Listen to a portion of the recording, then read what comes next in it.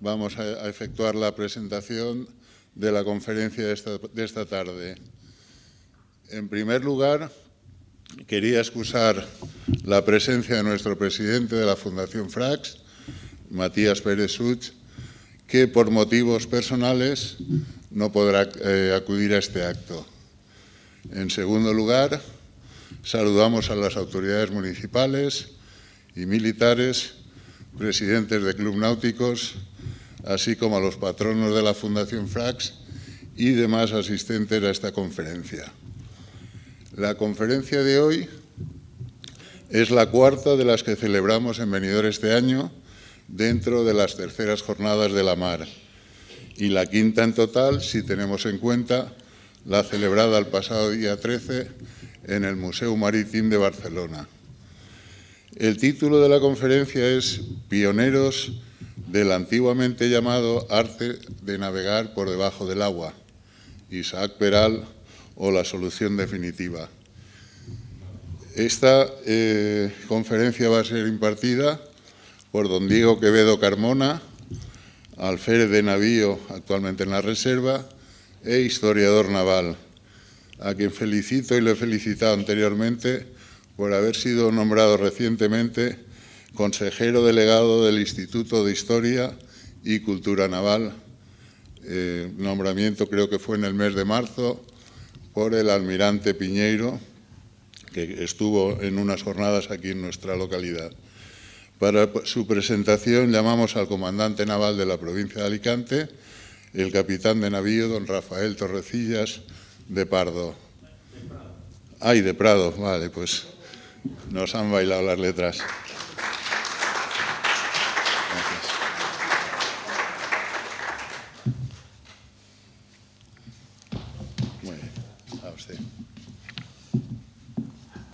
Bueno, buenas tardes a todos.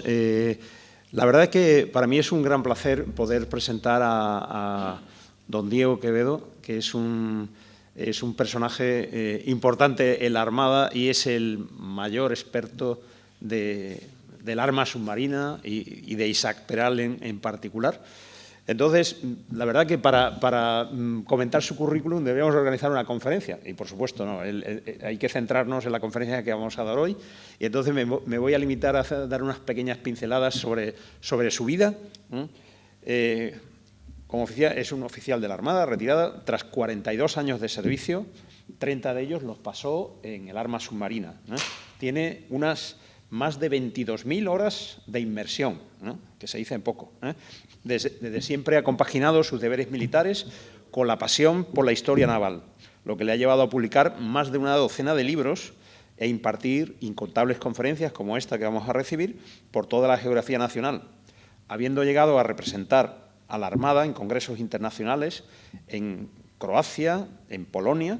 Igualmente ha participado en programas históricos de televisión española, como Informe Semanal, Documentos TV, entre otros.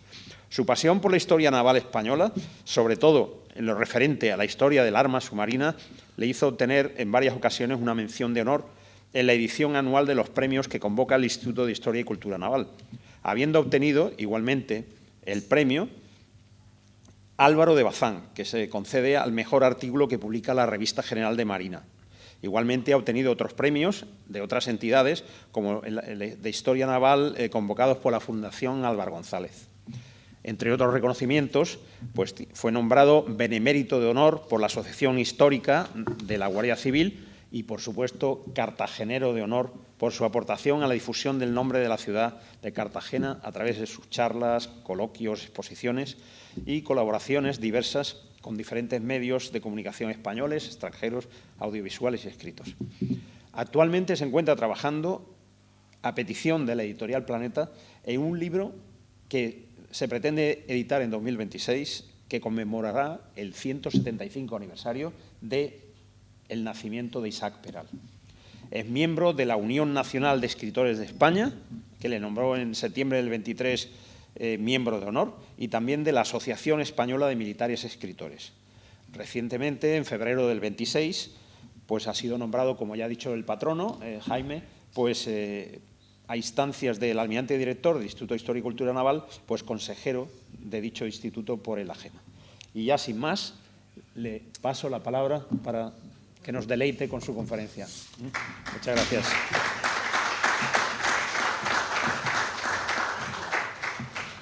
¿Dónde?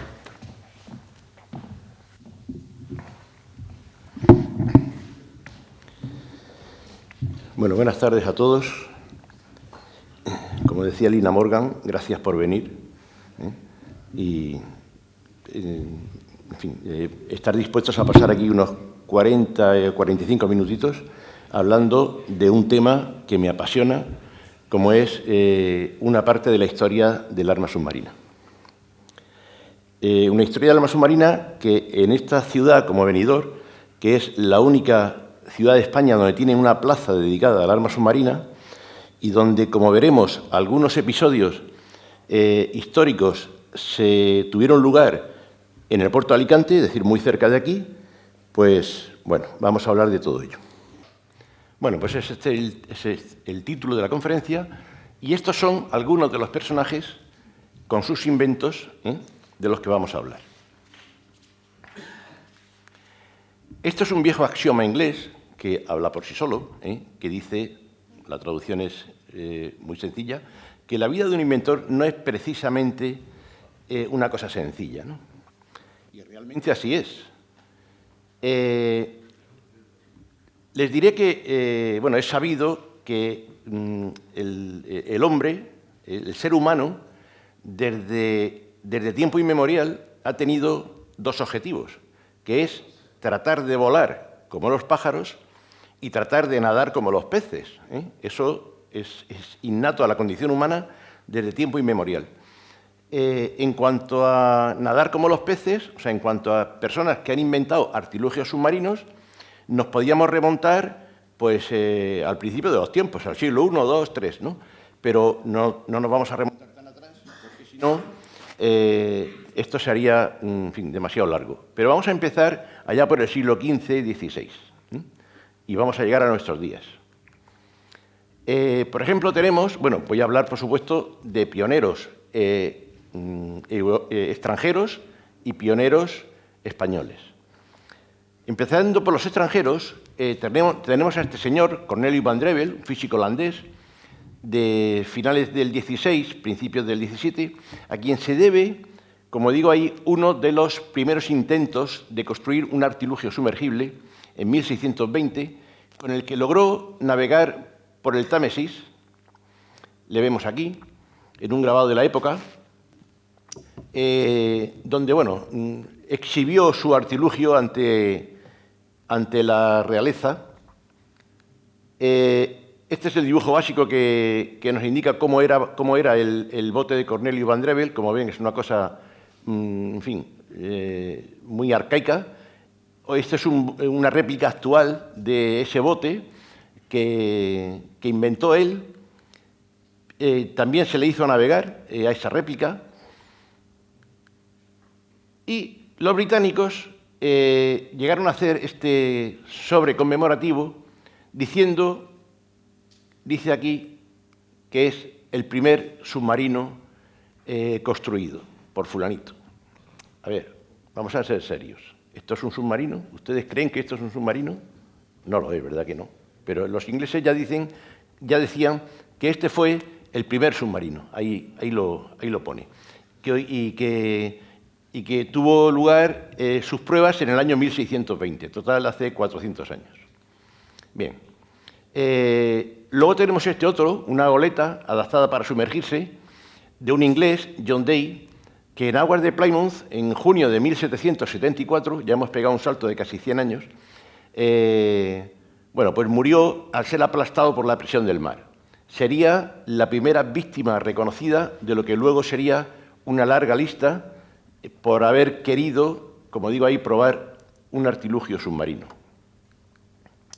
Tenemos a David Bushnell, inventor del Turtle, que sería condecorado, o sea, tuvo el honor de ser condecorado por el propio presidente de los Estados Unidos, George Washington, y este señor pues ingenió este artilugio, la tortuga, como le llamó él, construida en madera, forrada con planchas de cobre, y ya incorporaba alguna novedad. como, por ejemplo, un tubo para renovar el aire, que era removido por un fuelle y una bomba que también regulaba el agua de los lastres, así como hélices verticales. O sea, ya empieza a meter algún invento que hasta entonces no existía. Esto es una reproducción del Turtle de Bushnell, que está en el US Navy Submarine Museum de Connecticut, y, bueno, tripulada por el sargento Ezra Lee, logró hundir en 1777 un buque de guerra en la Guerra de la Independencia de los Estados Unidos. Y tal hazaña hizo que los norteamericanos también lo consideren el primer submarino del mundo. O sea, ya hemos visto que los ingleses habían considerado a uno de ellos, ya tenemos el segundo también considerado como el primero. Aquí todos quieren decir que el primero fui yo, o fuimos nosotros. Esta es la casa natal de David Bushnell, convertida hoy día en casa museo. En el año 76 se construyó una réplica para conmemorar precisamente el 200 aniversario de la independencia de los Estados Unidos, e incluso le hicieron navegar, y hoy día se conserva en esa casa museo que hemos visto. Por cierto, hago un paréntesis y les digo que el próximo lunes, día 1, se va a inaugurar en Cartagena la casa museo dedicada a Isaac Peral, y, en fin, les invito a que vayan a verla pues, a partir de dentro de unos días. Esto es el anverso y reverso de un monolito erigido en un parque de Estados Unidos en memoria de David Bushnell, el inventor del Turtle. Tenemos este otro señor, Robert Fulton, otro inventor norteamericano, este ya se mete en el siglo XIX, muere en 1815, que viajó a Francia para ofrecérselo a Napoleón, pero tampoco, o sea, no lo convenció. Este es el plano longitudinal de la banda de babor de la nave diseñada por Robert Fulton y que bautizaría como Nautilus. Para navegar en superficie desplegaba velas con varillas articuladas, y para hacer una inmersión pues utilizaba una hélice movida a mano con un sistema de engranajes, una cosa muy arcaica. Pero ya este señor incorpora una cosa que hasta entonces no había, que era una especie de torre óptica, o sea, lo que luego va a ser el periscopio.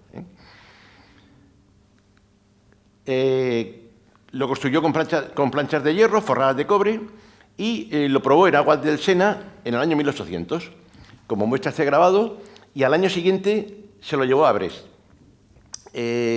Como digo, ahí fue mayor la expectación que el éxito, por lo que en 1805 pues Fulton se llevó su invento al Reino Unido, donde tampoco logró convencer a ninguna autoridad.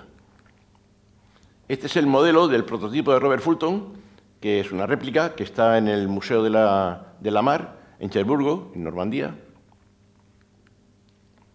Tenemos a este señor, un alemán, Wilhelm Bauer, que diseñaría y probaría este artilugio, el Brandtaucher. Estos son los planos básicos. En 1850 ya estaba listo para someterse a pruebas y el gobierno le exigió, lógicamente, una demostración pública, pruebas en las que resultaría hundido.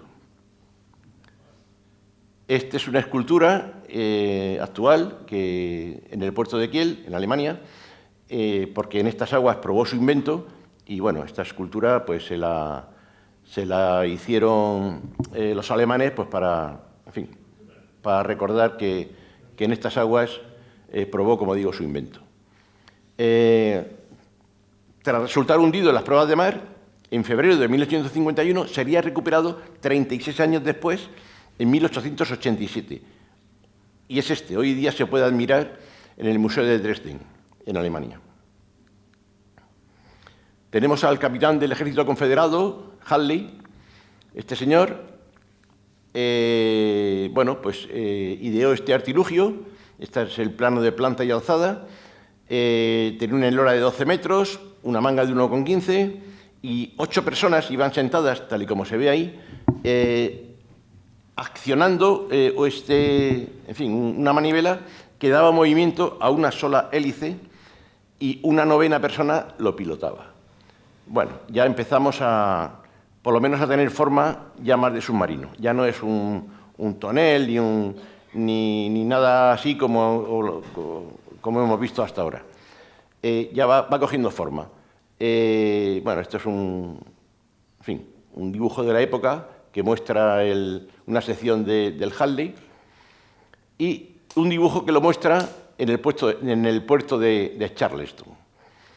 Este es el Housatonic, buque hundido en 1864 por una carga explosiva del Harley, carga cuya onda expansiva también provocó el hundimiento del propio sumergible. Es decir, que sí, hundes un barco, pero si a cambio te hundes tú, pues esto es como los kamikazes japoneses, ¿no? Resultaría hundido en 1864, como digo, tras hundir al Housatonic, y su pecio fue recuperado en el año 2000, o sea, hace poco tiempo, hace 26 años, con toda su tripulación muerta a bordo, incluido el propio Harley. Esto lo encontraron de casualidad unos cazaminas haciendo unos ejercicios. Este es el proceso de restauración que a día de hoy están sometiendo al Harley tras haber permanecido 136 años hundido. Tenemos a Nordenfelt, un sueco que bueno, fabricó este artilugio, el Abdulhamid, al que seguirían otros dos, con esos nombres tan casi impronunciables, al año siguiente. Serían construidos por piezas en Chestersea y Sheffield y ensamblados en los astilleros turcos de Taşkizak, en Estambul, lo que supuso toda una revolución en el mundo de la industria naval de la época, o sea, construir un barco por kit de montaje, digamos, en dos astilleros distintos y montarlo en un tercero. Esto, pues también, en fin, fue, como digo, toda una revolución en la industria naval de la época. Este es el diseño del submarino construido por Nordenfelt en 1964. Lo propulsaba una máquina de vapor, tanto en superficie como en inmersión, alimentada en el primer caso por una caldera y en el segundo por unos recipientes en los que había elevado la temperatura de agua hasta los 180 grados. Desplazaba 60 toneladas, ya empezaba a ser tener cierta robustez y ciertas medidas, con 20 metros de eslora y 3,5 de manga. Tenemos a un francés, Gustave Cédé, que inventa el Gymnot, ¿vale?, que es este artilugio que vemos aquí. A Holland, un ingeniero irlandés que se quiere sumar al carro de los inventores y que tiene su monumento en New Jersey, donde se puede leer que es el padre del submarino moderno. Volvemos a lo que hemos visto antes, de que cada uno quiere decir este fue el primero. Eso en cuanto a los extranjeros. En cuanto a los españoles, pues por ejemplo tenemos a este señor, Cosme García Sáez, un riojano, natural de Logroño, que inventa este artilugio, el calcibuzo. Tenía casco metálico y 4 lastres para posibilitar el hacer inmersión. Este es el privilegio de invención que le firmó la reina Isabel II, que daba luz verde a las pruebas del prototipo de Cosme García que se hicieron aquí, en el puerto de Alicante. Esto, como tuvo mucho éxito, en principio, pues el tío se vino arriba de tal modo que llegó a afirmar que la reina era Isabel II de España y primera de los sumergibles. Y parece ser, según la prensa de la época, que eso le costó un toque de atención por parte de Casa Real, como diciendo, no te ni mijita, eso de que Isabel II de España y primera de los sumergibles, en fin, confianzas, ¿no? Bien, bueno, pero esto, como digo, es el privilegio de invención que le firma la reina Isabel II. ¿Por qué hace las pruebas en el puerto de Alicante, igual que haría luego Monturiol? Porque el puerto de Alicante, habrán ustedes oído hablar de la línea férrea MZA, que era Madrid-Zaragoza-Alicante, es decir, que cuando se instaura el ferrocarril en España, lo primero que se hace es enlazar la capital de España, Madrid, con 2 ciudades, que son Zaragoza y Alicante. Entonces, él se trae el submarino a hacer las pruebas en Alicante porque, como ya había ferrocarril, que hacía poco que se había inaugurado, eso posibilitaba el que viniera a la corte desde Madrid a ver las pruebas del submarino. Esa fue la razón. El caso es que, bueno, estas son diversas imágenes del puerto de Alicante y, bueno, y esto que digo aquí es lo que acabo de comentar, ¿no? Que al estar comunicada Alicante con Madrid por vía férrea, pues posibilitaba el que vinieran, pues, en fin, la corte, algunos ministros y demás. E incluso las clases pudientes, claro, que son los que luego tenían que, en un momento dado, financiar el tema. Este es el oficio del comandante militar de Marina de Alicante, el predecesor de quien me ha presentado, capitán de navío José de la Paz y Goday, que dirigió al ministro de Marina a través del capitán de Cartagena, dándole cuenta del éxito de las pruebas realizadas en las aguas de su jurisdicción el 4 de agosto de 1860, y de las que incluso un notario levantó acta. Esta es la copia. A día de hoy, lo único que existe este artilugio que inventó este señor, Cosme García, es este monumento que ven aquí, que está a escala 1:1, tiene 5 metros y casi 6 metros de eslora, y está en una plaza pública de Logroño. Yo di una conferencia más o menos parecida a esta en el puerto de Alicante, y yo dije que por qué no la ciudad de Alicante, que está lavándole la cara al puerto y tal, pues por qué no poner una réplica similar en las inmediaciones del puerto de Alicante, pues en las inmediaciones no, en el puerto de Alicante, con una placa que dijera que, bueno, en fin, que hiciera alusión al tema, ¿no? Casi acto seguido aparece este señor en escena, Narciso Monturiol, un catalán, natural de Girona, que inventa este artilugio, el istinio o barco pez. También se interesa la reina y manda a este señor, al ministro de Marina, que era Juan Zabala, que viene a Alicante junto con el ministro de Fomento, Antonio Cánovas del Castillo, y, como digo, se desplazan a Alicante por orden expresa de Isabel II para presenciar las pruebas del submarino de Monturiol. Las pruebas fueron un éxito y, a consecuencia de ello, y a la vista de los informes que recibe la reina, pues se desata el júbilo popular. Y el gobierno, incluso, que lo ven ahí, pues promulga una real orden con esa fecha, 12 de julio de 1861, en la que se le ofrece a Monturiol el arsenal de la Armada que desee para construir un segundo prototipo mejorado. Y se compromete el gobierno incluso a aportar todos los recursos necesarios, tanto materiales de cualquier clase como operarios, etcétera, creándose para ello una junta iniciadora que es este documento original. Al poco, como digo ahí, pues una promesa más que hace el gobierno de la época y que todo queda en el olvido. Bueno, este es el plano básico de planta y alzada del segundo artilugio de Monturiol, que llegó a haber una réplica en el puerto de Barcelona. Como digo ahí, también, al igual que hiciera Cosme García, también se lo trajo remolcado aquí al puerto de Alicante por la excelente comunicación que había con Madrid y, por tanto, con la corte. Bueno, esta es la tumba de Monturiol, la tumba original. En el año 72 sería exhumado de aquí. Como ven, hace referencia, un poco exagerada, el cual navegó por el fondo del mar en aguas de Barcelona y Alicante.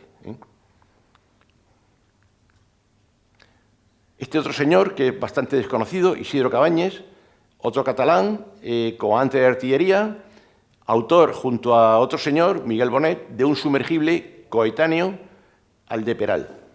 Este tenía 16 metros de eslora y estaba previsto que fuese armado con un torpedo, incluso. Este otro señor, Eduardo Mier, nació en Sevilla, 1858, coronel del Cuerpo de Ingenieros Militares, y siendo capitán, pues desarrolló la filosofía operativa del submarino, proyectando un sumergible que nunca se llegaría a construir. Aunque este es un croquis de un grabado de época que ya hablaba aquí, como ven, tipo de un nuevo submarino. Y finalmente llegamos a Isaac Peral y Caballero, que su mayor mérito, como digo ahí, es haber sabido aglutinar y aplicar en una sola nave todas las innovaciones tecnológicas nacidas de la revolución industrial del 19, sobre todo las derivadas del nacimiento de la electricidad. Es decir, cuando este señor, en 1885, como veremos ahora, diseña su prototipo y lo presenta al gobierno, estamos hablando de una época donde la revolución industrial del 19 pues, ha hecho explosión, de modo que los barcos, o sea, en cuanto a la Armada se refiere, los barcos que hasta ese momento eran de vela, de madera, pasan a ser de acero y de propulsión no eólica. Es decir, que ya no se van a construir barcos de vela de madera, se van a construir a partir de un momento dado buques de acero y de propulsión, como digo, no eólica. Bueno, pues entonces este señor coincide su idea en que aparece el torpedo como arma de guerra. Entonces, bueno, torpedo que, como saben, es el arma por excelencia hoy día de los submarinos. Bueno, pues coincide que Peral desarrolla su invento, que aparece el torpedo en escena y diseña, este es el plano básico, diseña pues este submarino. Este submarino que presenta al gobierno que entonces, pues bueno, pues reinaba Alfonso XII y María Cristina.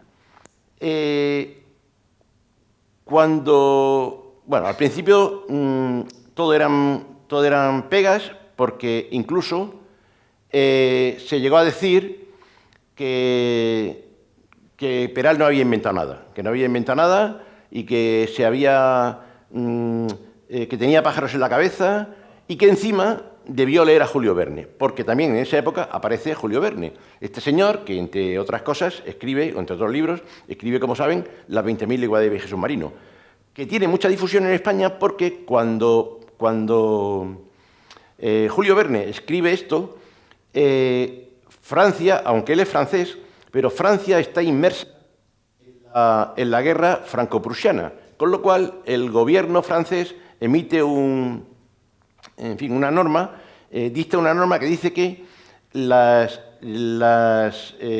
imprentas francesas solamente se van a dedicar a asuntos de guerra, ¿no? A hacer publicaciones que tengan que ver con la guerra.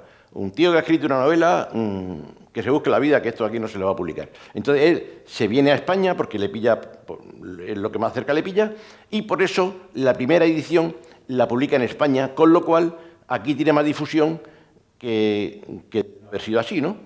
Entonces, cuando, como digo, el gobierno empieza a ponerle trabas, ¿no? Que este tío, que eso de inventar un artilugio que dice que navega por debajo del agua, no sé qué tal, este tío tiene que haber leído a Julio Verne y tiene la cabeza con pájaros y tal, y convencen al rey de que eso no es viable. Pero aún así, Peral insiste, y cuando el rey Alfonso XII está medio convencido, ¿qué ocurre? El inesperado fallecimiento del rey Alfonso XII. Con lo cual, entonces, la reina Victoria Eugenia, o sea, la reina María Cristina, su viuda, que está embarazada del que va a ser Alfonso XIII, que es hijo póstumo, pues miren por dónde la reina se enamora del proyecto. Entonces, aunque había una parte importante del gobierno que no estaba de acuerdo, pero finalmente, como digo, la reina María Cristina se enamora del proyecto. Como lo ha dicho la reina, pues ya no hay más que hablar y... es que le he dado al revés. Entonces, pues, como digo, ella es la que da el impulso definitivo para que se construya el submarino y ordena que se libren los créditos precisos para que eso vea la luz, para que el proyecto vea la luz. El día que la reina firma el decreto es el 20 de abril de 1887. Ese día a Isaac Peral le pilla en Madrid de los diversos viajes que ha hecho a la corte y cuando le llega la noticia de que la reina acaba de firmar el Real Decreto por el que se autoriza la construcción del submarino. Entonces, bueno, pues está eufórico y se va a este estudio fotográfico de la Puerta del Sol, se hace esta foto y se lo dedica a su madre. Esta foto original será una de las piezas que puedan ver en esa casa natal de Isaac Peral, como digo, que se va a inaugurar el próximo lunes, día 1. Bien. Bueno, como Peral estaba destinado en Cádiz, pues se ordena, el gobierno ordena que lo construya en Cádiz, en el Arsenal de la Carraca. Si hubiese estado en Ferrol o en Cartagena, pues se hubiese construido allí o aquí, pero como estaba en Cádiz destinado, pues bueno, pues se ordena que el submarino se construya aquí en Cádiz. De modo que aquí lo tenemos listo para ser votado y al final tiene lugar la votadura el 8 de septiembre de 1888 en esta imagen que ven aquí con un gentío importante. Este día cae sábado y se vota a las 14:32 de la tarde. Y ustedes pueden decir, ¿qué hora más extraña, ¿no? Las 14:32. Pues sí, se vota a esa, se calcula, se vota a esa hora porque se ha calculado que 32 es la pleamar que en el Atlántico, en el Mediterráneo no se nota, pero en el Atlántico las pleamares y bajamares tienen hasta 3 y 4 metros de diferencia, ¿no? Entonces, por eso se vota ahí. Esto, bueno, ahí, justo en la popa del submarino, ahí hay, bueno, como ven, todos son caballeros, porque aquí las mujeres, en fin, no solían ir a estos actos, pero aquí hay un grupo de señoras, ahí, muy reducido, a lo mejor 15 o 20 personas, no más, y no sé si aprecian que llevan un abanico, ¿vale? Bueno, pues estas señoras pues serían pues las VIP, las señoras VIP de la época, pues sería pues la señora del almirante, del capitán general, del almirante del arsenal, la señora del alcalde, etcétera, ¿no? Bueno, pues para estas señoras, ese abanico que ven ahí, se les hizo ese abanico, que también un ejemplar podrán ver en la casa natal. Esto viene a decir que Isaac Peral, con sus estudios, va a alcanzar la gloria, que es lo que representa este angelote, con el submarino para hundir, aquí se ve un barco hundiéndose, y aquí se ve la silueta, para hundir, no sé si lo pueden ver, a los buques de Gibraltar. Aquí, no sé si lo aprecian, ahí pone Gibraltar. Es decir, la persona que diseñó este abanico ya pensó que a ver si esto valiera para expulsar a los ingleses de Gibraltar, que como saben, pues es una espina que llevamos clavada toda la vida, ¿no? Bien. Bueno, a partir de ahí pues empieza a ser portada de toda la prensa. Esta foto indica, como ven, en la Torre Eiffel, y justo el día que se vota, la Torre Eiffel se encuentra en ese estado de construcción. O sea, se habían construido el primer y el segundo piso. Como digo, la flecha indica el momento en el que estaba, el estado de construcción de la Torre Eiffel el día que se vota el submarino. También el famoso puente de Londres, sobre el Támesis, está en este estado de construcción. Y estos son los 5 oficiales que colaboraron estrechamente con Isaac Peral en la construcción del tema. Este señor, Iribarren, un sevillano, jefe de armas, por ser el oficial más antiguo, también hacía las funciones de segundo comandante. Cubels, un valenciano, oficial de maniobra. Moya, un manchego de Yin. Antonio García Gutiérrez, un gaditano. Y, por último, Pedro Mercader, único oficial de los 5 que hemos visto que llegó al almirantazgo y que en su día tuvo una decisión, mucho que ver en que el submarino esté preservado en Cartagena. Bueno, pronto comienzan las pruebas de mar y en la zona conocida como el Placer de Rota, frente a la desembocadura del Guadalete, y ahí, pues bueno, normalmente era la zona donde, como digo, efectuaba las pruebas de mar, salía de la Carraca y eso le pillaba cerca. Aquí lo vemos atracado fondeado en el arsenal de la Carraca, para ir subsanando, pues, en fin, pegas que iban saliendo. El primer evento histórico es la primera inmersión que, por seguridad, pues la hace dentro de un dique del arsenal de la Carraca, el dique número 2, y al finalizar, pues Peral y sus 5 hombres, lo hace dentro del dique, lógicamente por seguridad. O sea, si hace inmersión y hay algún problema para que haga superficie, pues la cosa es achicar el agua del dique y sacar a la gente, ¿no? No hizo falta porque todo salió satisfactoriamente bien, pero esta es una fecha histórica, 7 de agosto de 1889, como digo, la primera inversión. Bueno, este es un panel que la Armada editó para, resumiendo las pruebas de mar. Otro póster que indica que fue el primer buque del mundo desde el que salió un torpedo estando en inmersión. Esto se conserva en el Museo Naval de Cartagena y esta chapa que hay aquí es esta chapa, donde dice lo que acabo de contar, que es donde por primera vez se usó en la historia naval el tubo submarino de lanzar. Toda la prensa de la época pues quería inmortalizarlo en portada. Hubo muchísima prensa, muchísima. Estas son algunas de las que tengo, pero hay muchísimas más. Y porque, como digo, ahí ninguna publicación se quería quedar sin inmortalizarlo, ¿no? Incluso, pero bueno, llegamos a... ya he dicho que había gente del gobierno que no estaba de acuerdo, entre ellos este señor, el ministro de Marina, que tuvo que claudicar, digamos, porque la reina, como hemos visto, se empeñó en que el submarino fuera para adelante. Pero este señor era uno de los miembros del gobierno que no estaba de acuerdo y que empezó a hacerle la vida imposible a Isaac Peral. De hecho, en el año 1889 va a tener lugar este evento, que es la Exposición Internacional de París, y cuando llega esto, pues Peral se dirige al capitán general de Cádiz y le pide permiso para ir con su esposa a París a visitar la Exposición Internacional, diciéndole Peral al capitán general de Cádiz, cuando le pregunta, bueno, ¿y a usted qué se le ha perdido allí, no?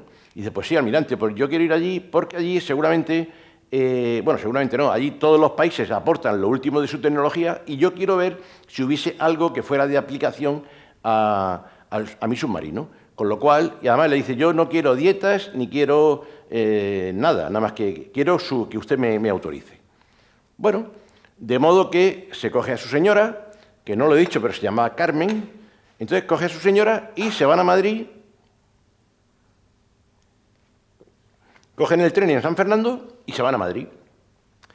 Hacen una noche en Madrid, porque al día siguiente el tren sale para París, y vienen a coger un alojamiento muy cerca del Teatro Real de Madrid. ¿Y por qué digo esto? Porque ese día, casualmente, estrenan en Madrid la ópera Carmen. Y parece ser que al matrimonio les hizo... Bueno, se pueden imaginar, estaban eufóricos, ¿no? Y parece ser que él le dice a ella, nena, la ópera Carmen, como tú, que te llamas Carmen. Y como estaban tan eufóricos, pues deciden coger un palco. De modo que, bueno, pues cogen un palco, digamos que cogen ese palco. En uno de los entreactos, como hemos visto que su cara era muy conocida, porque ya había salido toda la prensa, pues en uno de los entreactos, la gente lo reconoce y empiezan, pero mira quién hay ahí, pero si es Peral, viva, entonces empiezan a vitorearlo, viva Peral, viva España, viva el submarino, no sé qué. Y él, que es muy modesto, dice, señores, por favor, si aquí se oyen vivas, que sean a España. Eso de que viva yo, como que no, ¿vale? Porque, como digo, aparte de muy modesto, era muy patriota. Entonces, dice eso. Señores, por favor, si se oyen vivas, que sean a España. Bueno, pues he dicho que, digamos que él estaba en un palco de aquí, y digamos que de donde está echada la foto, ¿quién estaba? El ministro Marina, que se mosquea. Entonces, le dice al ayudante, dígale a Peral que venga. Entonces, va el ayudante, le dice, el ministro que vaya usted a verlo. Y dice Peral, pues, no me gusta nada el tema. Va y le dice, ¿usted qué hace aquí? Y dice, que voy a París. Oye, ¿cómo? ¿A París? ¿Y eso? ¿Y qué le ha dado permiso? Y el ministro se rebota. Y le dice, bueno, pues sí, me ha dado permiso verbal el capitán general de Cádiz. Entonces dice, bueno, está bien, pues vale, váyase y, en fin, váyase. Parece ser no, estaba estipulado entonces que cuando un militar se iba al extranjero en razón del servicio, lo podía mandar el almirante de quien dependía. Pero cuando iba por asuntos particulares, como era el caso, eso tenía que darle el ok el ministro. Y como el ministro no se había enterado, pues se mosquea. De modo que, bueno, pues lo deja ir a París. Allí recibe múltiples distinciones, diplomas, etcétera, pero cuando regresa, el ministro lo arresta y lo mete en prisión, aquí, en este edificio que, bueno, la foto tiene ya unos pocos años, pero este edificio sigue en pie. Esto es el penal de Cuatro Torres, del Arsenal de la Carraca, que hoy día, aunque por fuera está igual, hoy día está reconvertido en edificio para alojamiento de unas corbetas que Navantia le está haciendo en Cádiz para la Armada de Arabia Saudí. Entonces, este es el alojamiento del personal de las corbetas. Pero vamos, que el caso es que lo arresta, lo mete aquí en prisión. Esto tiene lugar en el otoño de 1889 y ahí se va a tirar como 3 meses. Entonces, cuando llega la Navidad de ese año, pues claro, entre que al ministro le han puesto la cabeza así, como diciendo, pero ¿cómo se te ocurre meter en prisión? Además, lo mete en prisión en espera de juicio, porque a sus ojos ha cometido un delito gravísimo. Entonces, pues, claro, como digo, cuando llega Navidad, han pasado ya 3 meses, entonces, entre que le han puesto la cabeza así, entre los indultos que hay por Navidad, siempre y tal, pues dice, bueno, listo, libertad sin cargos. Pues sí, libertad sin cargos, pero los 3 meses que yo me tiro aquí, eso es lo que pasa. El caso es que lo dejan en libertad. Y cuando lo dejan en libertad, hay una explosión de júbilo en toda España y infinidad de ciudades ponen su nombre a una calle, a una plaza, a una avenida. Bueno, estas son algunas, porque cada vez que voy por ahí con el coche y me entero que en esa ciudad hay una calle que se llama así, pues suelo buscarla y fotografiarla, ¿no? Bien, como digo, hay una explosión de júbilo en España,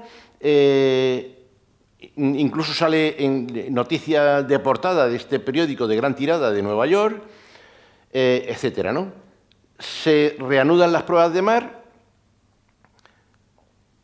pero llega un momento que Peral ya no puede más. Y ya llega un momento que dice, mire, ¿saben ustedes qué os digo? ¿Qué les digo? Denme la cuenta que me voy. Entonces, pues, como digo, ya no aguanta más.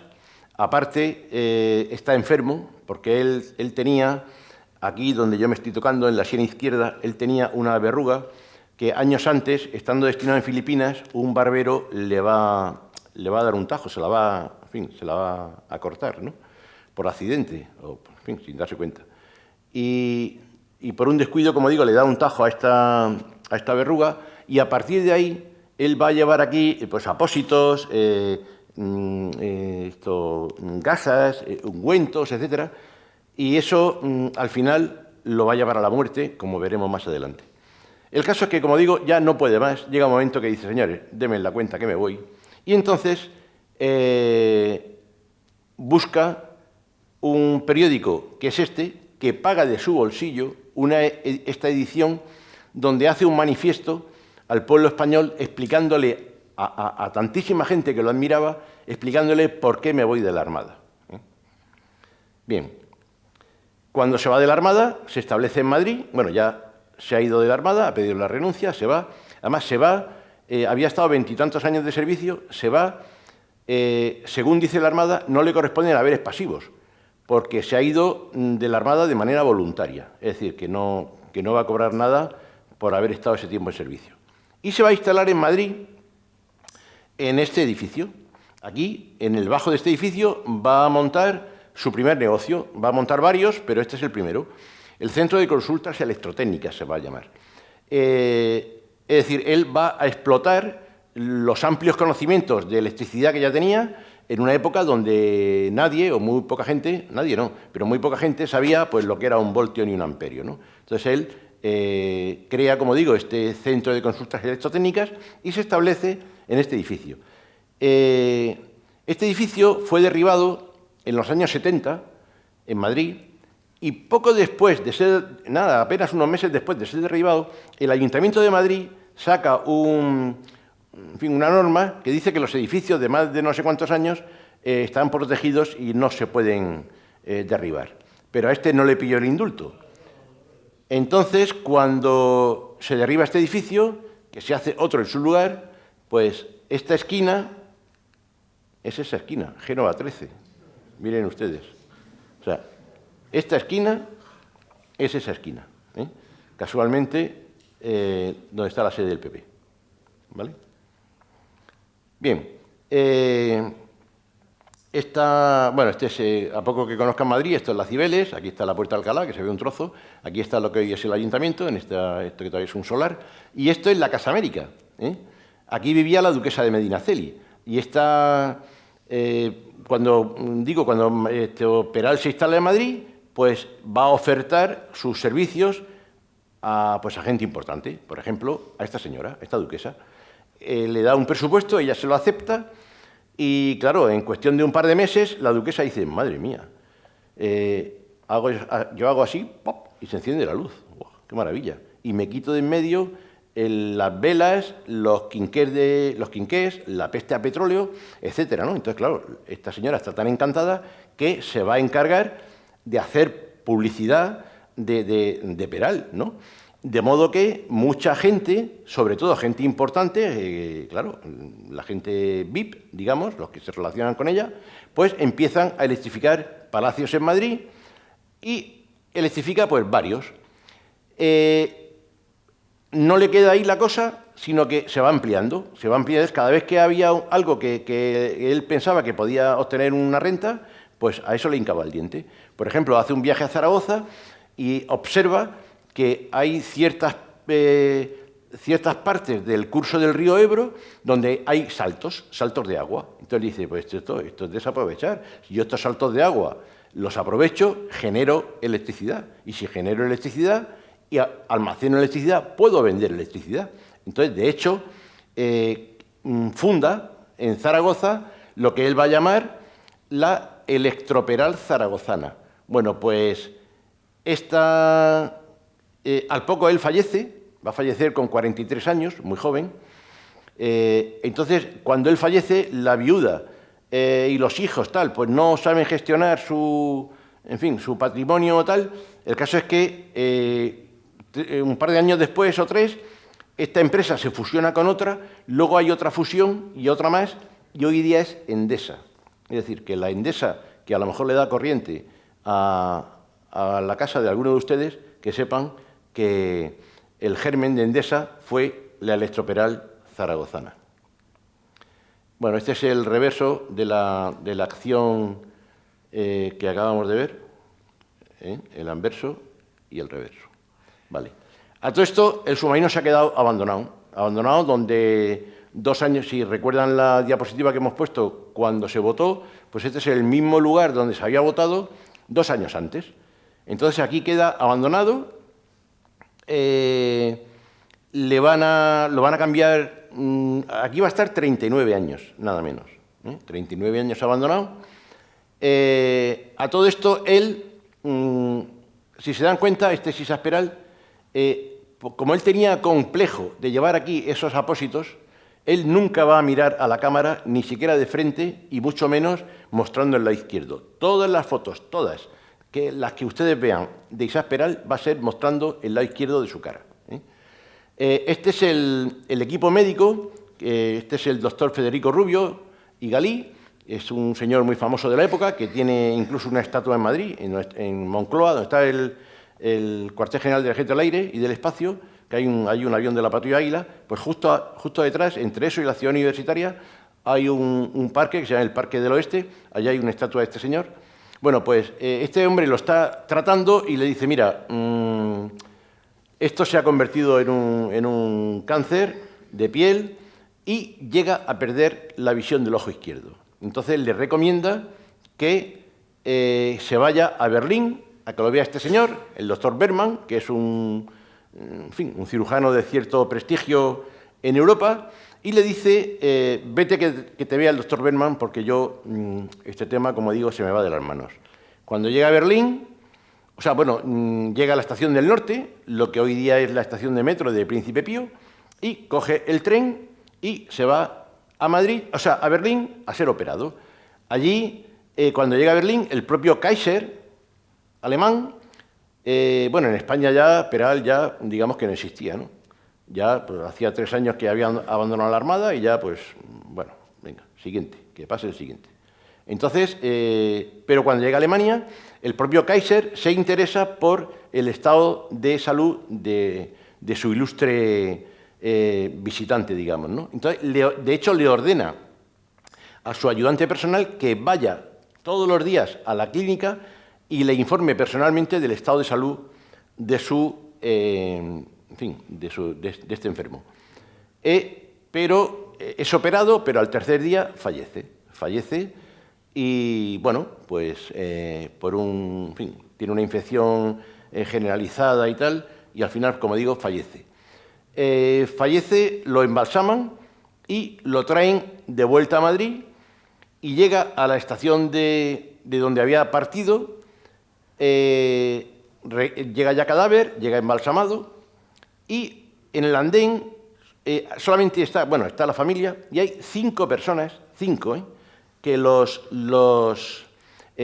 obreros de su fábrica han pasado un platillo y han hecho una colecta para sacar un dinero para poder contratar a músicos, porque si no, he recibido nada más que por la familia. Entonces, esos 5 músicos que han contratado los obreros, a base de, como digo, de pasar el platillo, pues le van a tocar a pie de andén la marcha heroica de Beethoven, porque Beethoven era el músico preferido de Isaac Peral.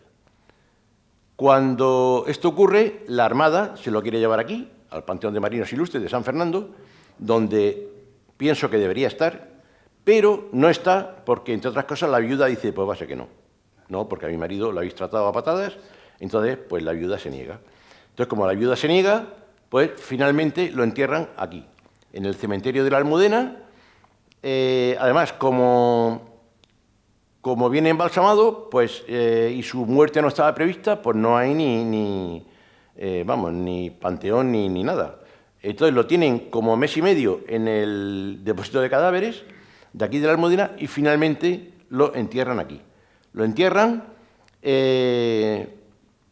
pero, a todo esto la viuda se ha quedado, no había pensión de viudedad de aquella ni nada, sí, es decir, se moría el cabeza de la familia y ahí te quedas, búscate la vida.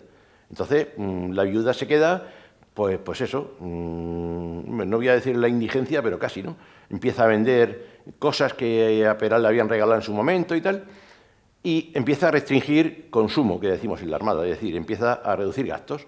Y uno de los gastos que reduce, entre otras cosas, pues parece ser que es el pago de las tasas anuales del cementerio. Entonces, cuando pasan 16 años, él fallece en 1895, y cuando llega a 1911 le dicen, doña Carmen, que usted hace ya 16 años que no paga. Esto no puede ser. Y ella dice, pues es que no tengo dinero, no sé qué. Dice, bueno, eso es su problema.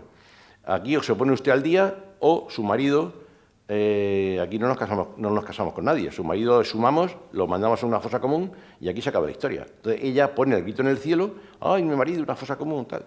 Entonces hay un empresario de Cartagena que le dice, vamos a ver, doña Carmen, no se preocupe. Su marido a una fosa común no va a ir, entre otras cosas porque a mí no me da la gana.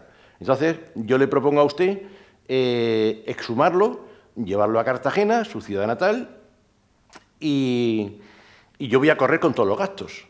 Y, bueno, pues ella acepta, tampoco tiene otra alternativa, y, como digo, lo exhuman en abril del año 1911 y lo llevan a Cartagena. Lo llevan a Cartagena porque ella, que es la propuesta que le hace este empresario.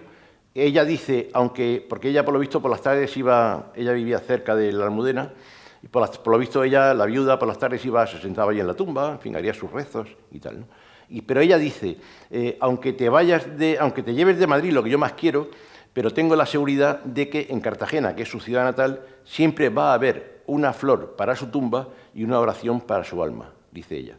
Es una frase, creo que muy bonita, y por eso pues me gusta decirla. El caso es que, pues llega a Cartagena, ¿cómo? Pues en un vagón de transporte de ganado, ¿vale? El día que llega a Cartagena, el ayuntamiento pues, hace este edicto para invitar a la población civil a que vaya a recibir el féretro y lo entierran en una fosa pues, a nivel de suelo, ¿vale?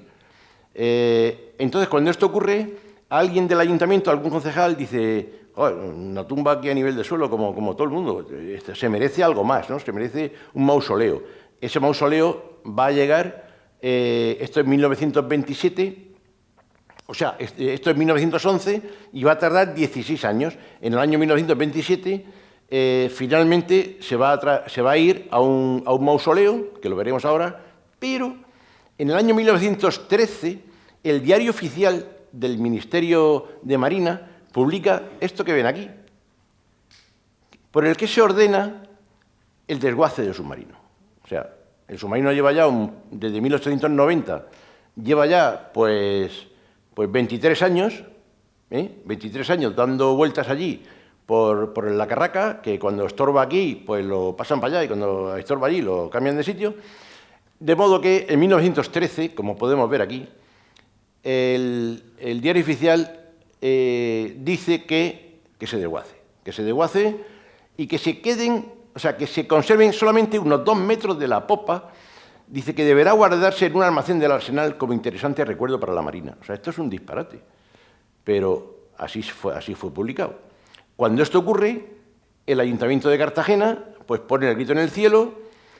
Ya se le ha encargado a este señor, que es Víctor Beltrí, que es un famoso arquitecto catalán, que está trabajando en Cartagena haciendo muchos edificios modernistas de los que hay por allí, y le encargan un mausoleo.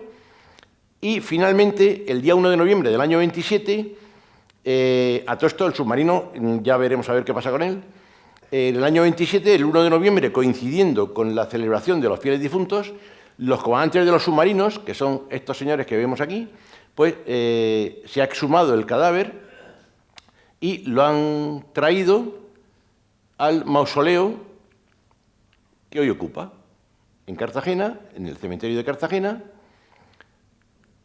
y bueno, donde todos los años pues la Armada le hace un homenaje.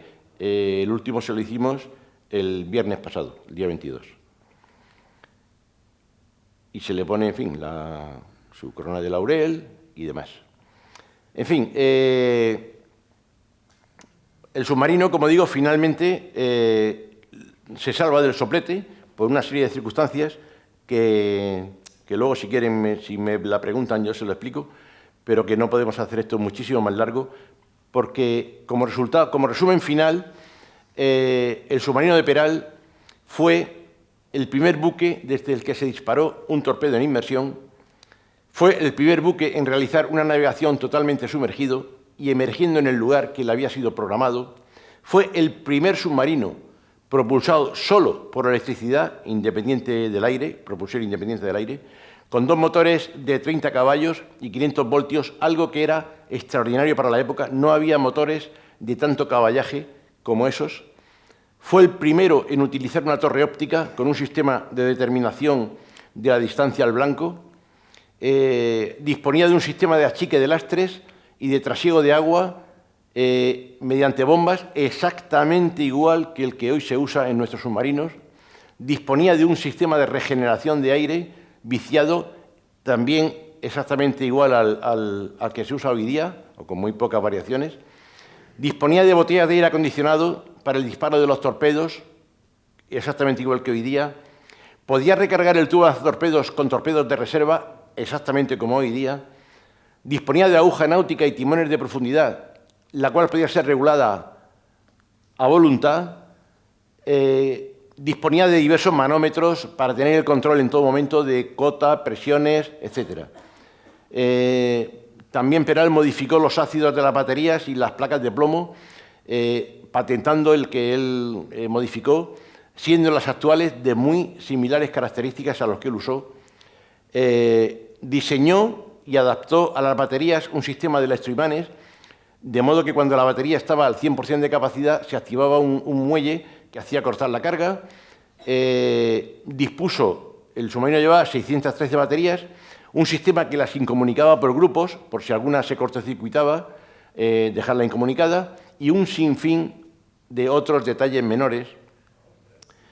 Y, en resumidas cuentas, todos estos señores, con Peral aquí en medio, con todos estos artilugios que cada uno inventó y desarrolló, pues han hecho posible que en la Armada hoy día tengamos esta joya de la ingeniería, el primer submarino construido, no el primer submarino construido íntegramente, en España. En España se han construido varios, unos cuantos.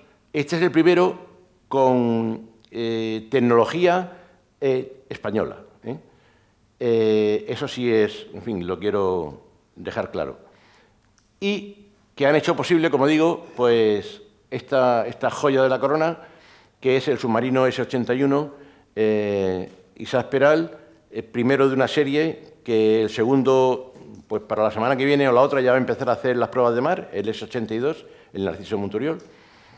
Y bueno, pues, como digo, esto ha sido, en fin, el resumen que les he querido hacer de los pioneros de la navegación submarina que han terminado por dar como resultado el que hoy día, pues como he dicho, pues tengamos este submarino, que es la joya de la corona de la Armada Española y también de la ingeniería, claro. Así que, pues bueno, pues muchas gracias por su atención y si en algo les puedo, en fin, sacar de dudas o tal, pues si me preguntan lo que consideran, pues si lo sé, se lo responderé y si no, pues no sé, haré como hacen algunos políticos y me saldré por la tangente. Gracias.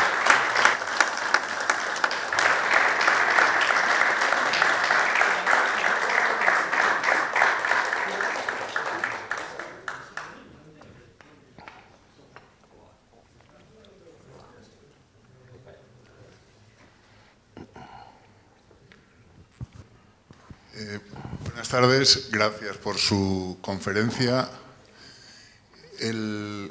La serie de los submarinos de la serie 80, que tenemos el S-81, el Isaac Peral, el S-82, el Narcís Monturiol, se sigue, creo que es con el Cosme... El S-83 es el Cosme García. Cosme García. Y el S-84, el Almirante García Los Reyes, que fue el primer jefe que tuvo el arma submarina. Sí. El S-83 antiguo se le regaló una bandera de combate en esta localidad. El Cosme García, sí. El Cosme García hace ya no sé, sí. unos 30, 40 años. Sí, no, y más, 50. O 50, sí. Pasa el tiempo. Nada, pues eso era un sí, pues nada, pues les animo a que vayan calentando motores y que aunque aún no está votado, sí. Tampoco le falta mucho, ¿eh? Pero en cuanto se vote, a los meses se está haciendo las pruebas de mar. Entonces, si ustedes empiezan a darle el follón a la Armada y diciendo, oye, os recuerdo que le dimos la bandera de combate en su día al S-34 sí. Cosme García y queremos, en fin, dársela sí. También al S-83. Al S-83, correcto. O sea que, por supuesto, la Armada yo me imagino que les acogerá con los brazos abiertos y supongo yo que será un trámite que deban hacer a través del Comandante Naval de Alicante, me supongo yo, no lo sé. Sí. Pero vamos, que me imagino que la Armada estas cosas siempre las ve con buenos ojos. Sí, sí, sí. Pues nada, muchas gracias. Muy bien.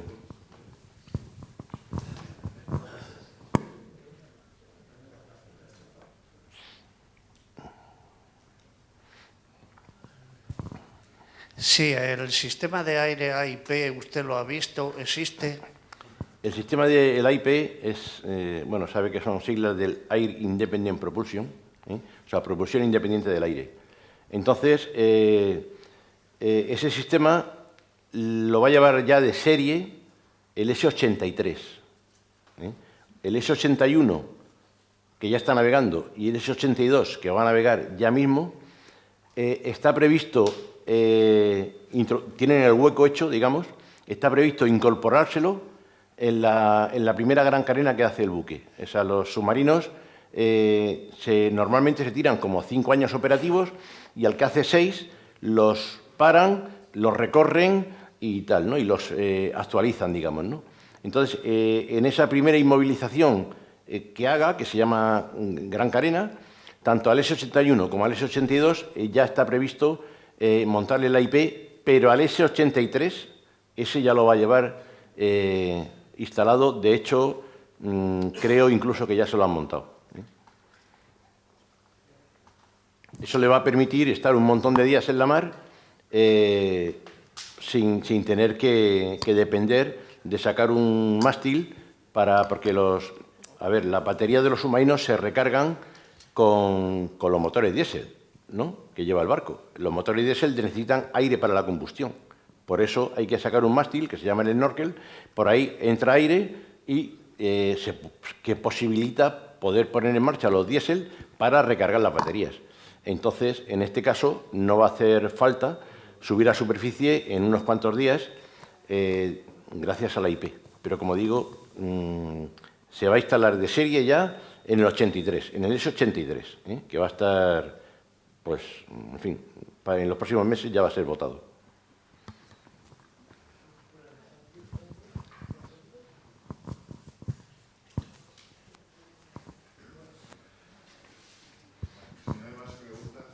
Sí? Pasamos a entregarle... Jaume, un instante.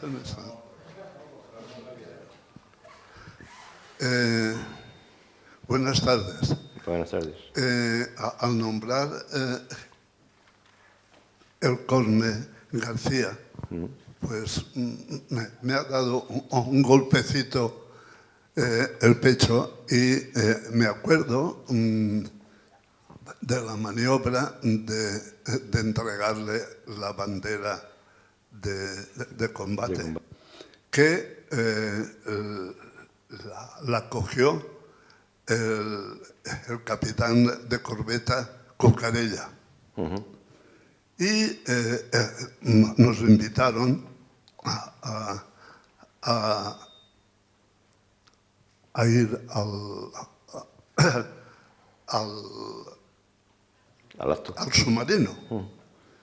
Y me acuerdo que después de muchas de esto, lo otro, claro, cualquiera, me acuerdo que me dedicó la carta náutica de la bahía.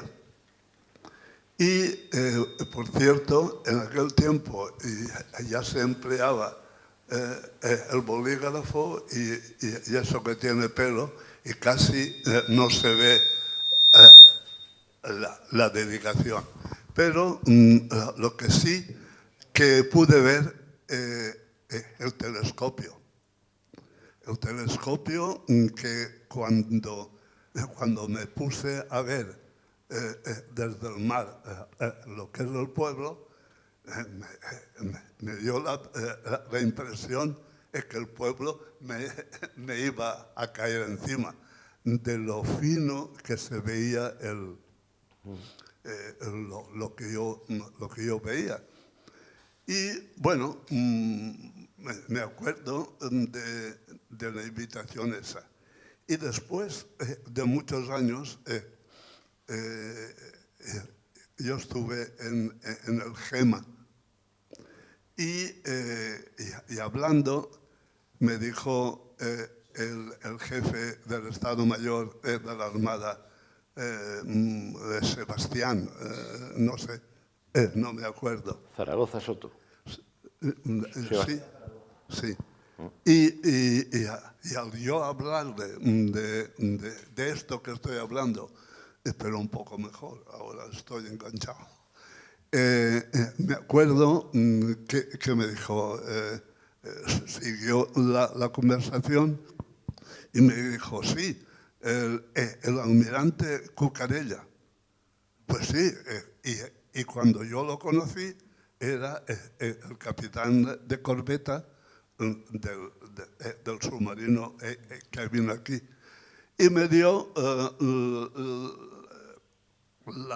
el mal humor porque me dijo, sí, el almirante Cucarella, que al salir del ministerio, en la plaza donde está, era Correos ahora, no sé lo que es, le dio un soponcio y se quedó en la acera. El caso es que, como sabe, en Benidorm, el que no iba por la Marina a hacer el servicio militar, con su permiso, puedo decir que agarraba un disgusto él y la familia. Muchas gracias.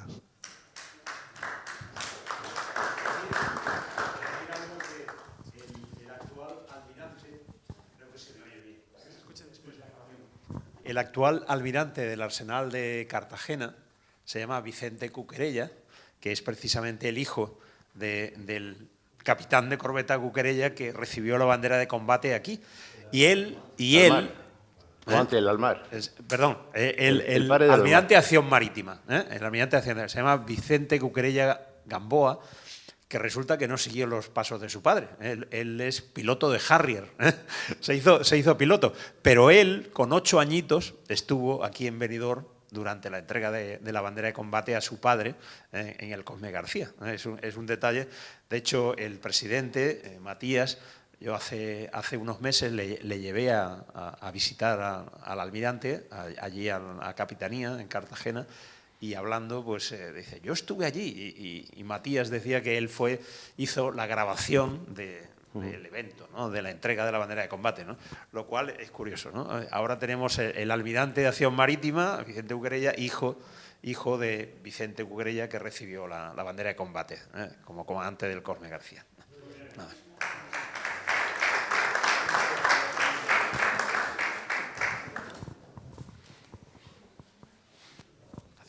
Muy buenas.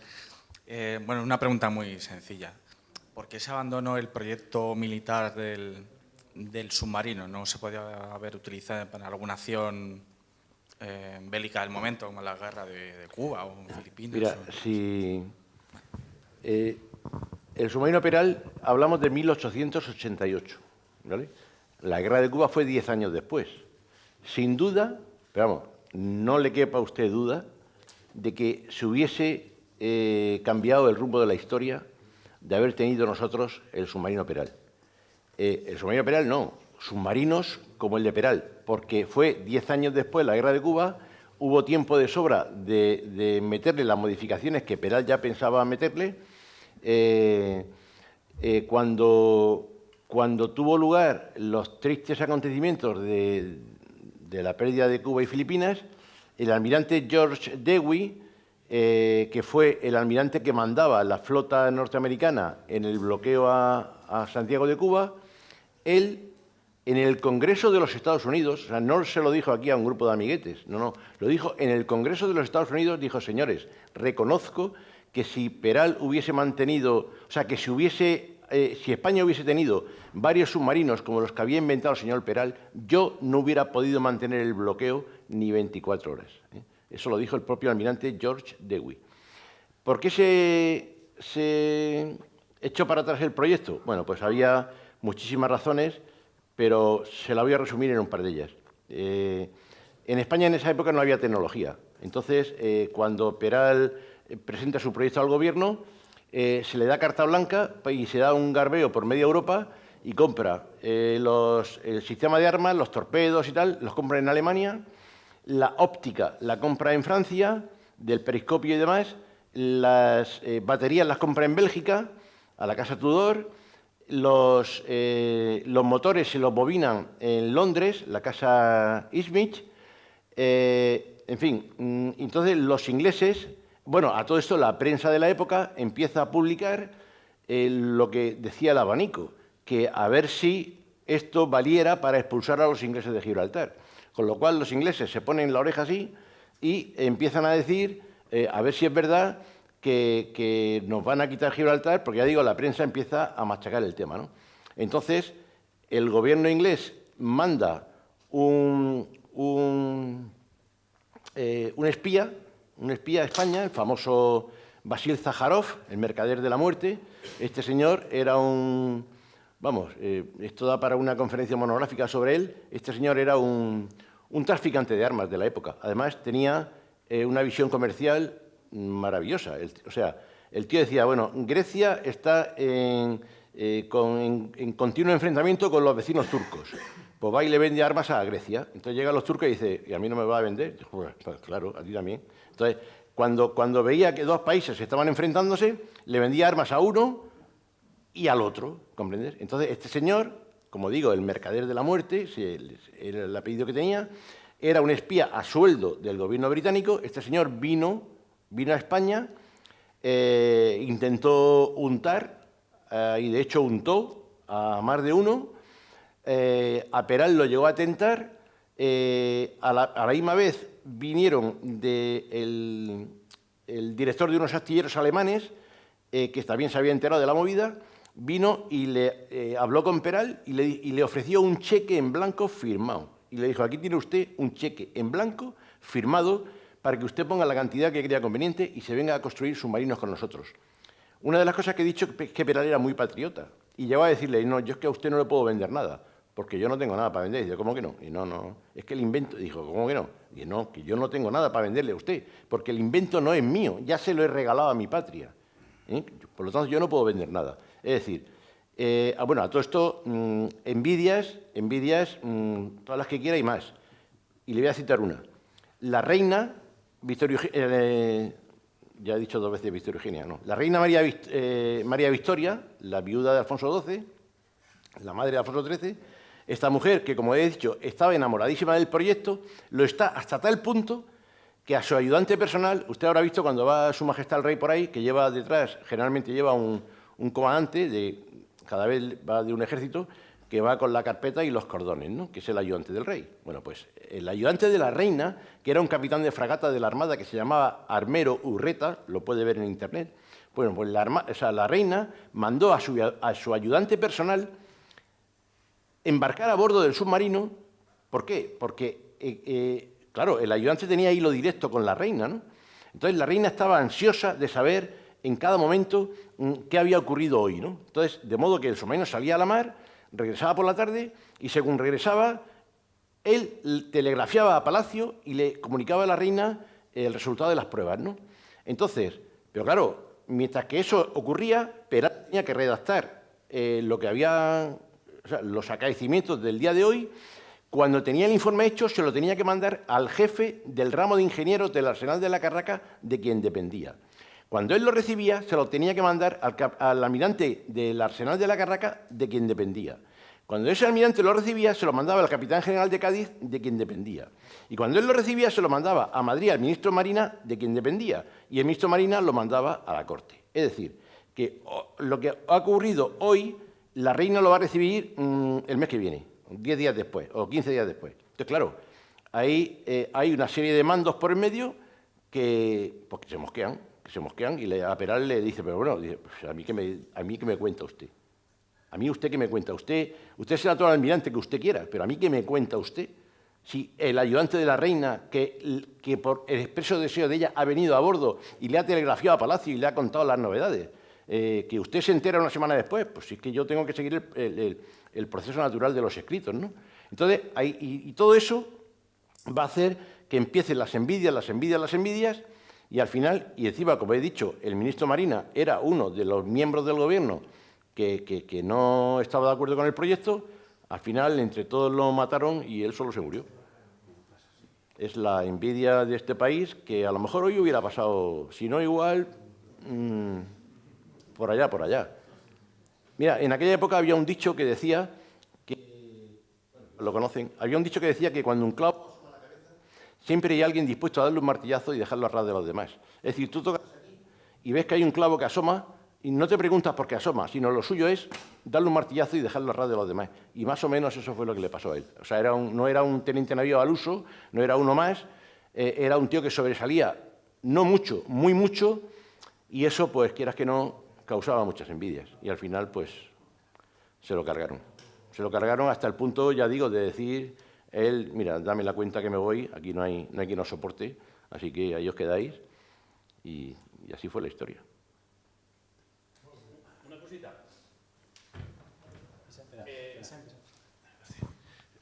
He leído que el problema que tuvo el diseño del submarino, el actual, es que tuvieron que encargarle a una empresa americana estudiar dónde estaba el centro de gravedad. Eso no me lo creo. Me gustaría que me confirmase, porque seguro que no es exactamente por ese motivo y no entiendo por qué nadie ha rebatido esa afirmación. Dijo cierto escritor, Yo no le quiero contestar a eso porque no debo. Esos son temas reservados que no. Ni estoy autorizado ni no debo hablar de eso. De hecho, hubo una conferencia hace no mucho del jefe de los ingenieros de la Armada que habló del diseño del S-81 y cómo fue, claro, evidentemente un proyecto, España nunca había diseñado un submarino.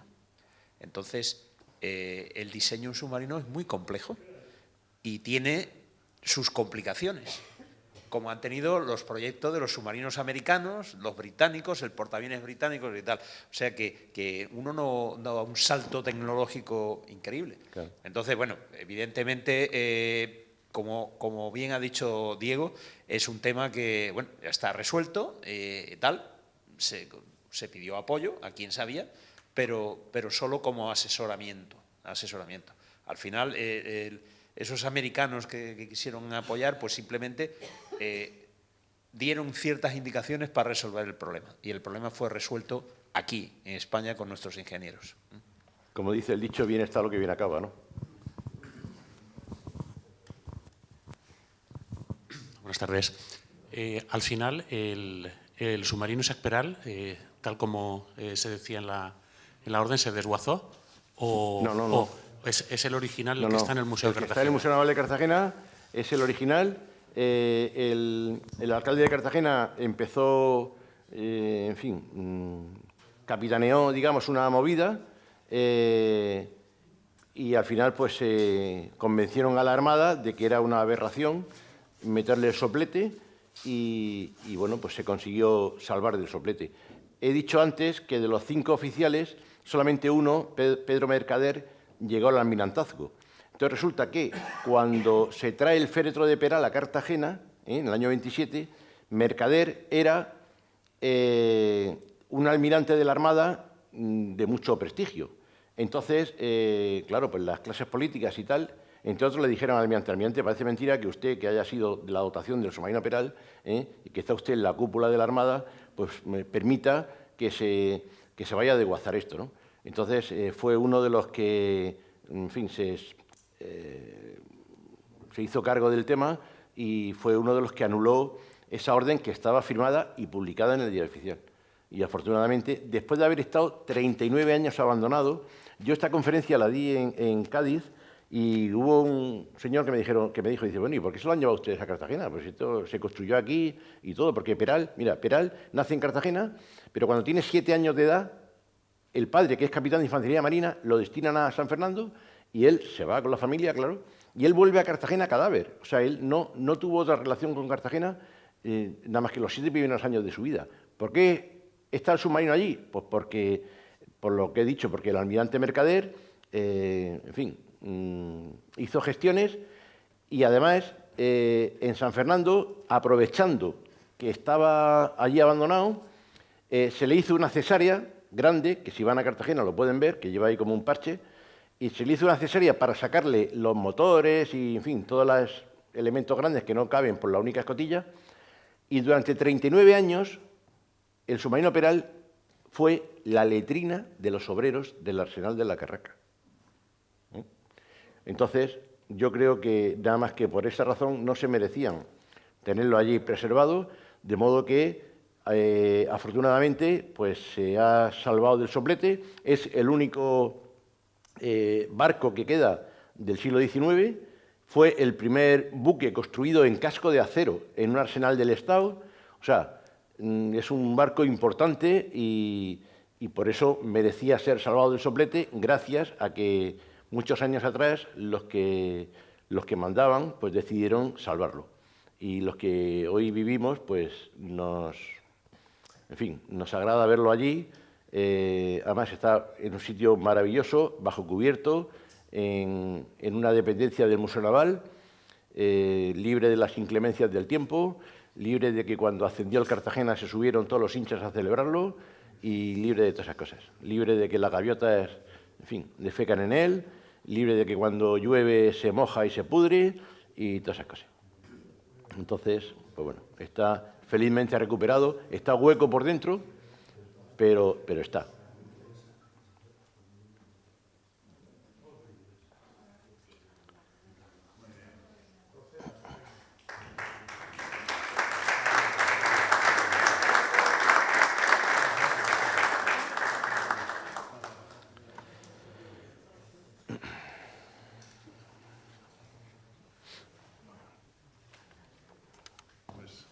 Pasemos aquí.